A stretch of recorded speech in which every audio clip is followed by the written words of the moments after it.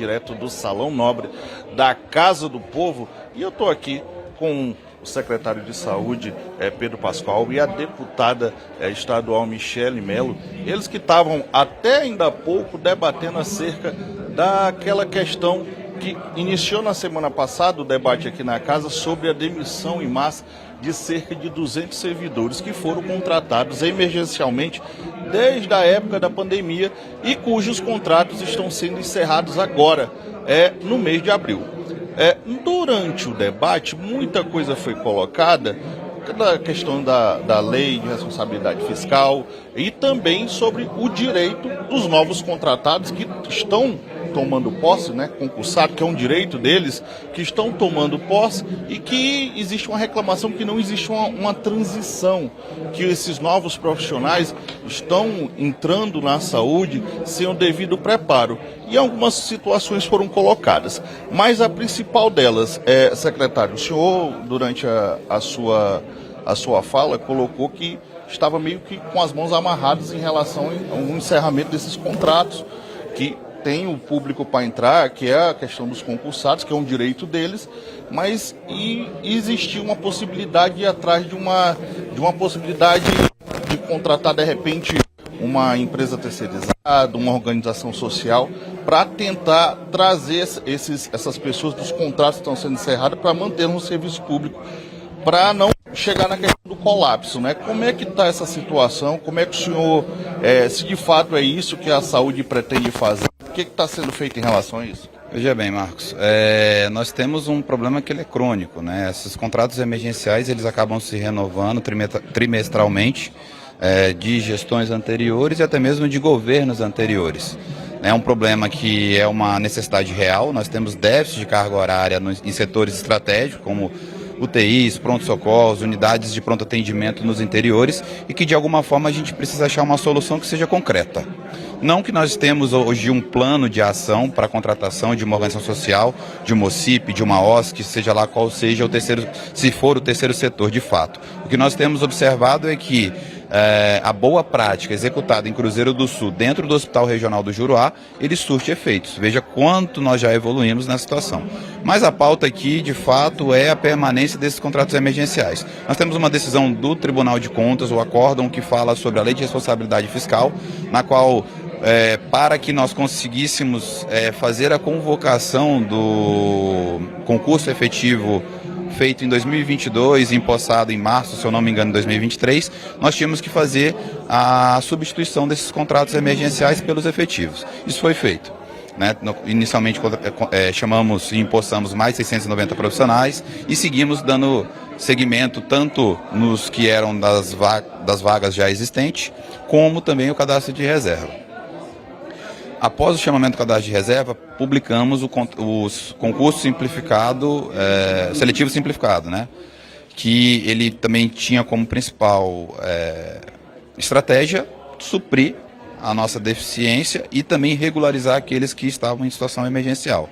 O fato é que o contrato emergencial, o próprio acórdão diz, a própria Constituição diz que é um contrato que ele tem que ele é uma questão de excepcionalidade e tem um período para ser executado.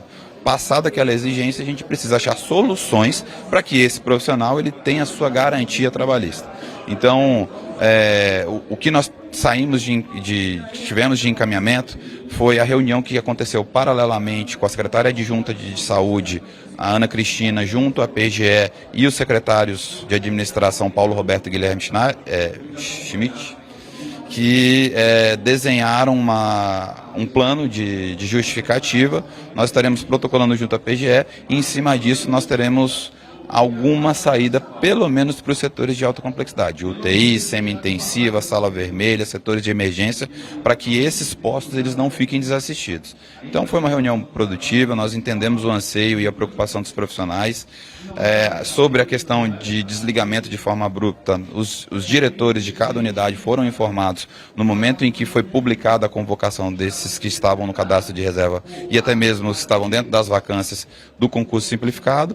E em relação a horas trabalhadas, plantões extras e carga horárias executadas, o profissional não será, prejudicado, porque será devidamente pago ao final do mês, conforme a folha de pagamento do Estado. Perfeito. Secretário, deputada, a senhora estava debatendo lá, levantou uma série de questões, e uma delas era sobre essa questão de por que uns vão ser demitidos e outros ficariam nos cargos, e cobrou em relação a esse critério. A senhora acha que a senhora está satisfeita com a colocação do secretário? Olha, essa reunião ela foi muito produtiva. Inclusive, eu agradeci lá na nossa reunião a disponibilidade do secretário de estar aqui para a gente tentar dialogar por soluções inteligentes. O que nós queremos, de fato, é que haja um plano de transição para que essas pessoas que tiveram seus contratos renovados em janeiro até julho, elas se programem, elas possam se programar e não tenham tido a ruptura do contrato de forma abrupta, estavam esperando trabalhar até julho e estão agora até abril. O secretário, junto com a sua equipe de governo, entenderam a situação humana desses trabalhadores que tantos fizeram por nós na pandemia e estão atrás de construir soluções. Então é positivo, o que nós tiramos dessa reunião é positivo. E como nós fizemos o pedido ao Ministério Público, eu fiz o pedido ao Ministério Público dizendo que uma descontinuidade abrupta, ela coloca em xeque a eficiência da nossa saúde, ela coloca em xeque a assistência aos pacientes. Então a gente precisa de fato construir um plano de transição para que os trabalhadores se programem e os pacientes não fiquem desassistidos. E eu fico muito feliz hoje, apesar de não ser base do governo aqui na Assembleia, eu quero dar meus parabéns ao secretário de Saúde, dar os parabéns ao governador Gladson, que colocou a sua equipe para dialogar sobre esse tema, e eu tenho certeza que serão achadas soluções inteligentes. Nós não queremos essa demissão em massa, nós sabemos que a saúde ainda precisa desses profissionais, porque eles saindo, muitos setores ficarão desassistidos, e nós sabemos que é uma construção temporária. Eles sabem, nós sabemos. E eu me coloquei à disposição do secretário, à disposição do próprio governo para ajudar a construir uma solução definitiva. Chega de contratos precarizados, chega de pessoas com a faca no pescoço sem saber se estarão trabalhando hoje ou amanhã. Eu acredito, secretário, que juntos nós podemos construir uma solução para a saúde do Estado. Secretário, só para encerrar, uma das situações colocadas, inclusive pelos servidores de carreira, inclusive servidores demitidos, é que nessa transição, muitos que tomaram posse agora no concurso da CESAC, teoricamente não sabiam o que estavam fazendo nas suas funções. Eu não sei como é que é o procedimento, o senhor pode até esclarecer. E também foi colocado que muitos desses novos profissionais concursados estão se negando a pegar plantões.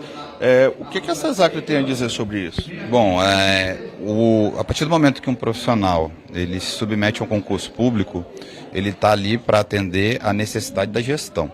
Tá? Isso não é nenhum assédio, não é nada impositivo, não é nada... É a necessidade do serviço. Se eu tenho um pronto-socorro que necessita de X plantões de enfermeiros nos dias... segunda, quarta e sexta, sábado, domingo, enfim, nos dias que estão ali em déficit, o profissional ele vai ter que se adequar àquela necessidade.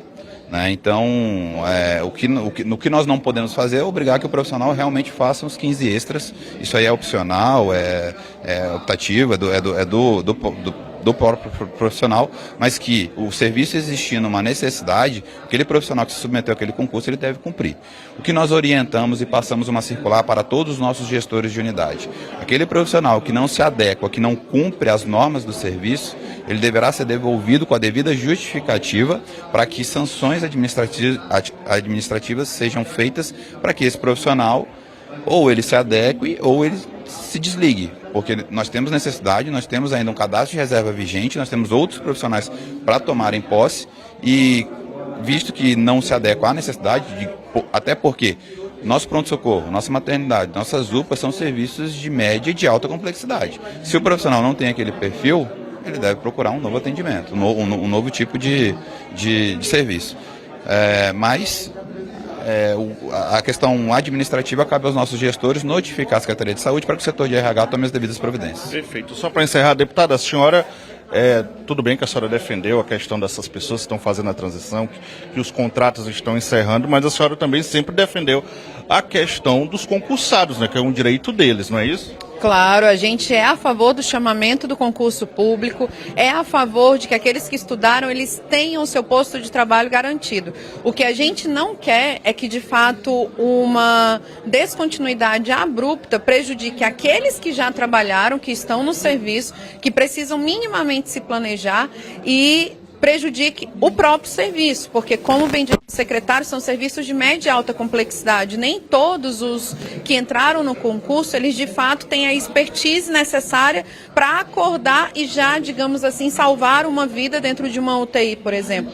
Então, o que a gente quer é um plano. A gente não está a favor de irregularidades, a gente quer um plano de transição e, principalmente, que se vão sair todos os emergenciais, que saiam todos os emergenciais. Que aquela fofoquinha que há nos bastidores de que fulano que é indicado de cicrano, beltrano que é indicado de fulano, isso não exista. A gente quer uma saúde justa, com trabalhadores realmente valorizados e com soluções definitivas.